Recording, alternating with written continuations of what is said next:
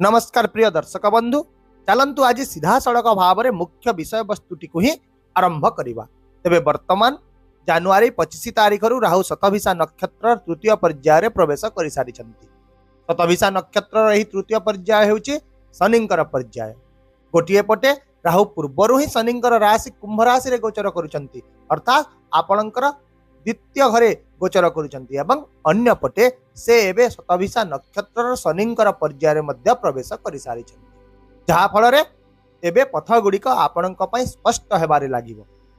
ताहा आपणकर क्यारियर रे आगकू बढ़िबा हेउ, आपणकर कोनोसी दायित्व पूरण करिबा क्षेत्र रे मध्य हेउ, किंबा जीवन रे कोनोसी एक बड़ लक्ष्य स्थल रे पहुंचीबा मध्य हेउ, ए सब क्षेत्र रे एबे पथ गुड़िक आपणक पई स्पष्ट हेबारे लागिबो।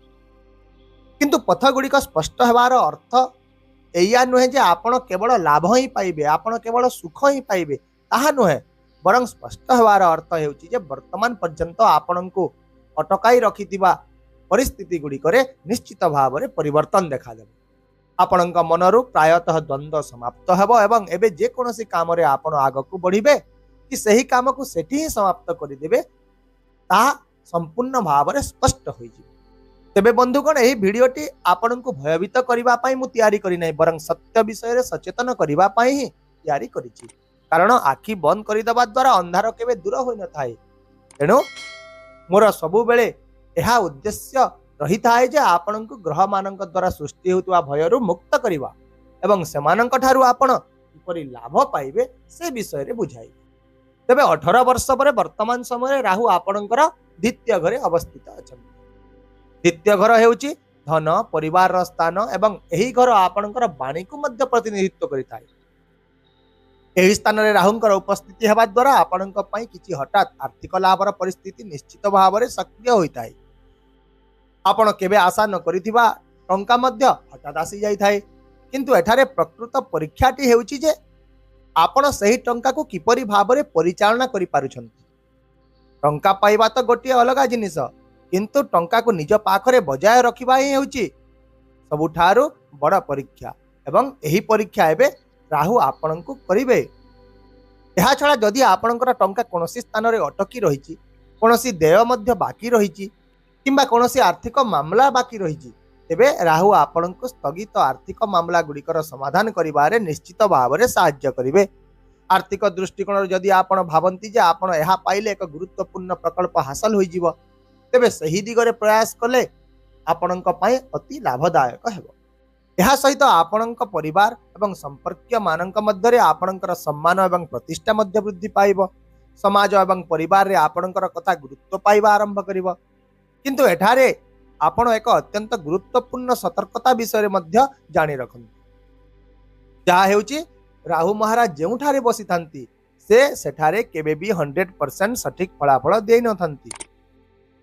तेणु वर्तमान जेहेतु द्वितीय घरे से गोचर करुछंती, जहाँकि आपणकर कथावार्तार स्थान, तेणु एही समय रे आपणको निज कथावार्ता उपरे विशेष संयमता अवलंबन करबाक पड़िबो। केतेक समय रे एपरि होइताए जणे व्यक्ति प्रत्येक कथा को 99% सठिक भाव में कहिथाए, किंतु शेष बेले को एपरि एक शब्द कहि देइथाए जहाँ तार समस्त कठिन परिश्रम को पंड करि देइथाए एवं एही परिस्थिति ही एठारे उपजी पारे।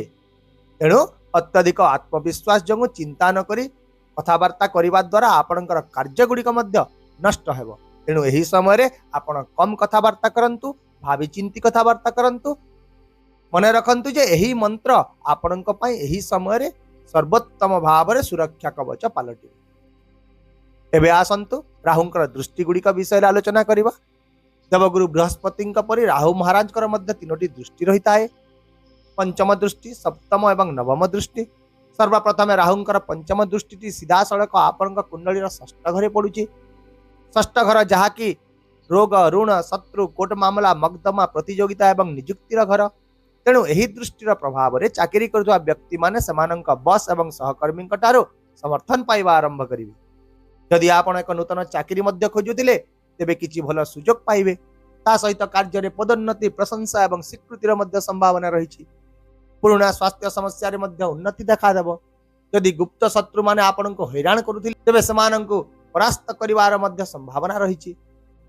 किंतु मु जेपरि कहिछि एठारे मध्य राहुंकर दृष्टि पाई किछि आपनको सतर्कता अवलंबन करने को पड़े। तेणु यही समय आपण कोर्ट कचेरी मामला मकदमा किंबा विवाद रे अजथा जड़ित होवारु दूरे रहंतु। कहा पाई साक्ष्य दियंतु नाही, मध्यस्थी हंतु नाही, अन्य कहार आर्थिक दायित्व निजे नियंतु नाही किंबा अनावश्यक विवाद रे मध्य फसंतु नाही। ए गुडी को आपण पारु पर्यंत एड़ांतु।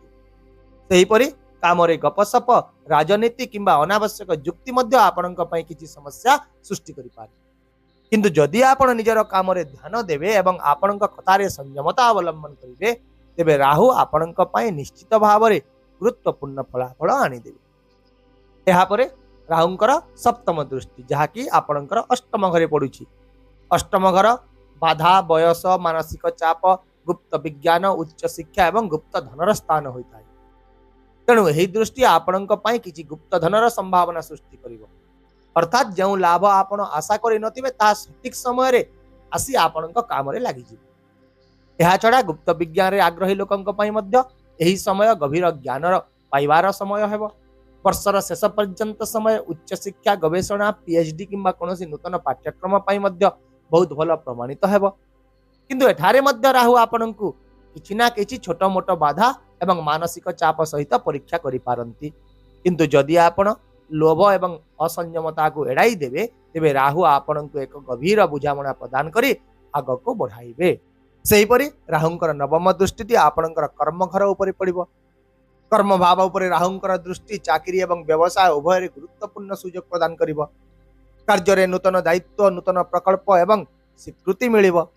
व्यवसाय रे मध्य किछि नूतन टेंडर, किछि चुक्ति एवं प्रसारण सुजोग सृष्टि हेबो।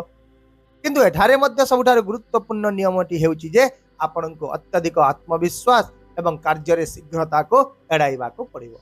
एक आकर्षणीय प्रस्ताव देखिबा परे मध्य चिंता न करी चाकरी परिवर्तन करिबा किंबा नियम रु विच्युत हो व्यवसाय रे गुरुत्वपूर्ण रिस्क नेबा निश्चित भाव रे परे समस्या सृष्टि। किंतु जदि आपण ए सब को ध्यान देबे ताहले एही राहु आगामी 126 दिन पाए निश्चित भाव रे आपणक पाए लाभदायक साब्यस्त हेबे। ताहले एबे एठारे सबुठारु गुरुत्वपूर्ण प्रश्नटी हेउछि जे कोन समस्त मकर राशि रो लोक माने राहु महाराज ठारू एही समान फलाफल पाइबे। ताहले शास्त्र स्पष्ट भाव रे कहिताए ना समस्ते पाइबे नहीं। कारण आपण जो ग्रहर भविष्यवाणी शुणुछंती सेही ग्रहर स्थिति आपणक कुंडली रे मध्य एक भल स्थान रे रहितिबा दरकार। तेणु आपण मध्य निज कुंडली को थरे जांच करंतु।